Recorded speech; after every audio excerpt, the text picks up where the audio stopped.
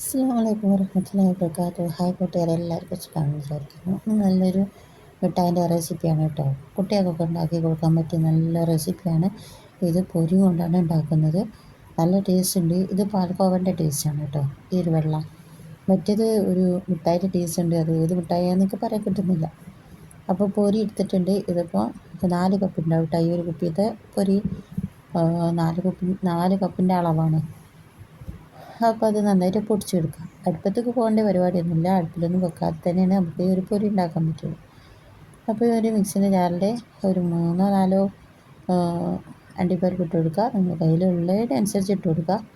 ലേശം പഞ്ചസാരയും ചേർത്ത് ഒരു 5 സ്പൂൺ പഞ്ചസാരയും ചേർത്തിട്ടുണ്ട്. ഇച്ചിരി ഉപ്പ് ഇട്ട് കണ്ടിട്ട് നന്നായിട്ട് പൊടിച്ചെടുക്കുക. പൊടിച്ചെടുത്തേക്കാണ്ട് നേരത്തെ നമ്മൾ മാറ്റി വെച്ച പൊടി ഉണ്ടല്ലോ, ആ പൊടിയിലേക്ക് ചേർത്ത് കൊടുക്കുക. എന്നിട്ട് അത് നന്നായിട്ട് മിക്സ് ചെയ്ത് കണ്ടു കൊടുക്കുക. ഇച്ചിരി പാലും കൊടുത്ത് കണ്ടിട്ട് ഇതുപോലെ മിക്സ് ചെയ്ത് കണ്ട് കൊടുക്കുക. ഇച്ചിരി ഒഴിച്ച് കൊടുത്താൽ മതി. നന്നായിട്ടൊന്ന് ഇളക്കി കൊടുത്താൽ മതി. നമുക്ക് ഇനിയും ചിലപ്പോൾ ആവശ്യമുണ്ടാവും. അപ്പോൾ ഇനി ഇച്ചിരി ഇട്ട് കണ്ടിട്ട് ഇളക്കി കൊടുക്കുക. എന്നിട്ട് നമ്മൾ ഒരു പാത്രം എടുത്ത് കണ്ട് അതിലേക്ക് പരത്തി കൊടുക്കുക. അത്ര തന്നെ പണിയുള്ളൂ. അത് ശരിക്കും എന്താ പറയുക, പാൽപ്പേട കഴിക്കണ അതേ ടേസ്റ്റ് കിട്ടും കേട്ടോ. ഈ പാൽപ്പൊടിയും കൂടി ചേർത്ത് കൊടുക്കുക. പിന്നെ എന്താണ് കൈ വെച്ച് കണ്ട് ഇച്ചിരി നെയ്യ് ഒഴിച്ച് കണ്ടിട്ട് കൈ വെച്ച് കണ്ടിട്ട് നന്നായിട്ടൊന്ന് കുഴച്ചെടുക്കുക. കയ്യിലൊന്നും ഒട്ടൊന്നുമില്ല.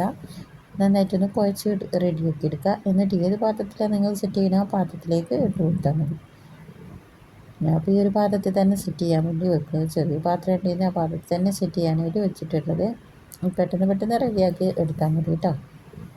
ഇനി അതേപോലെ തന്നെ എന്താണ് ശർക്കര പൊടി ഇട്ടാണ് ഞാൻ മറ്റേ പൊരി ഉണ്ടാക്കി വെച്ചിട്ടില്ല. കടിക്കാൻ കഴിയുന്നില്ല. പല്ലുള്ളവർക്കല്ലേ കടിക്കാൻ പറ്റുള്ളൂ. അപ്പം ഞാനത് വെച്ച് കണ്ടിട്ട് ചെയ്യാൻ വിചാരിച്ചു. ഏതായാലും ഈ ശർക്കര ഉരുക്കി ഇതാക്കി എടുക്കണ്ട. അപ്പോൾ ഏതായാലും ഇതിനെ കൊണ്ടിട്ട് ഒരു പണി തന്നെ ചെയ്തെടുക്കാൻ വിചാരിച്ചുകൊണ്ട് അതിലേക്ക് 2 സ്പൂണ് എന്താ പറയുക പാൽപ്പൊടിയും ചേർത്ത് ഏലക്കായ ഉണ്ടെങ്കിൽ ഏലക്കായും ചേർത്ത് കൊടുക്കുക കേട്ടോ. ഫ്ലേവറിന് അനുസരിച്ച് നിങ്ങൾക്ക് മാറ്റം വരുത്താം.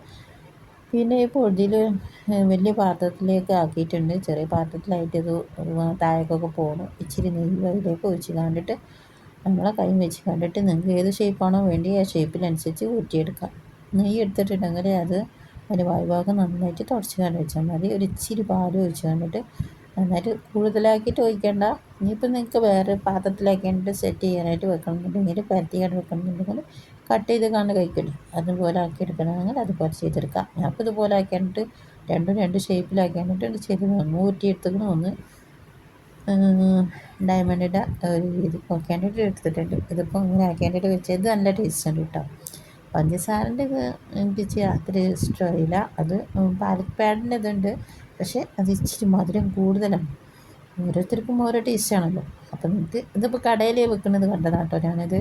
ഇതിങ്ങനെ കടയിൽ വെക്കുന്നത് ഒരു വീഡിയോസിൽ ഇങ്ങനെ ഷോർട്ട് വീഡിയോയിൽ കണ്ടതാണ്. അപ്പോൾ അതേമാതിരി ഞാനും ചെയ്ത് നോക്കി. കടക്കാർ വെക്കുന്നത് ഇതുപോലെയാണ്. ഇങ്ങനെ കുപ്പിനെ ചെരിച്ച് പിടിച്ച് കണ്ടിട്ട് അതിൻ്റെ അടിക്ക് ഇങ്ങനെ സൈഡിൽ ഇങ്ങനെ വെച്ച് കണ്ട് വട്ടത്തിന് വെച്ച് കണ്ട് പിന്നെ നടുഭാഗം ഒഴിയുമല്ലോ, അതിനനുസരിച്ച് ആക്കാനായിട്ട് വെക്കാം. അത് തന്നെ പരിപാടി. അപ്പോൾ അതുപോലെ ഞാൻ ചെയ്തെടുത്തതാണ്. ഇത് ഇങ്ങനെ ആക്കിയാണ്ടിട്ട് കുട്ടികൾ വരുന്ന സമയത്ത് കൊടുക്കാമല്ലോ. നല്ല ടേസ്റ്റ് ഉണ്ട് കേട്ടോ. ഇത് കഴിക്കാൻ എന്തോ ഒരു മിഠായിൻ്റെ ടേസ്റ്റ് ഉണ്ട്, പക്ഷേ പറയാൻ പറ്റുന്നില്ല. അപ്പോൾ ഇതേതായാലും ഇങ്ങനെ ആക്കി വെച്ചിട്ടുണ്ട്. ഇനി നമുക്ക് നേരത്തെ കട്ട് ചെയ്ത് വെക്കാം. ഏത് ഷേപ്പിലായാലും കട്ട് ചെയ്ത് വെക്കാം. ഇങ്ങനെ ആക്കിയിട്ട് ഇങ്ങനെ വരുന്നില്ല. അതിൽ എണ്ണ ആക്കാൻ ഞാൻ മറന്നുപോയി. പാത്രത്തിലേ നെയ്യ് പോറ്റാൻ മറന്നുപോയി. അപ്പോൾ ഇത് കട്ട് ചെയ്തിട്ട് നമുക്ക് എടുക്കാമല്ലോ വിചാരിച്ചിട്ട് പിന്നെ ഞാൻ അങ്ങനെ ആ പാത്രത്തിൽ വെച്ചിട്ട് തന്നെ കട്ട് ചെയ്ത് വെക്കും.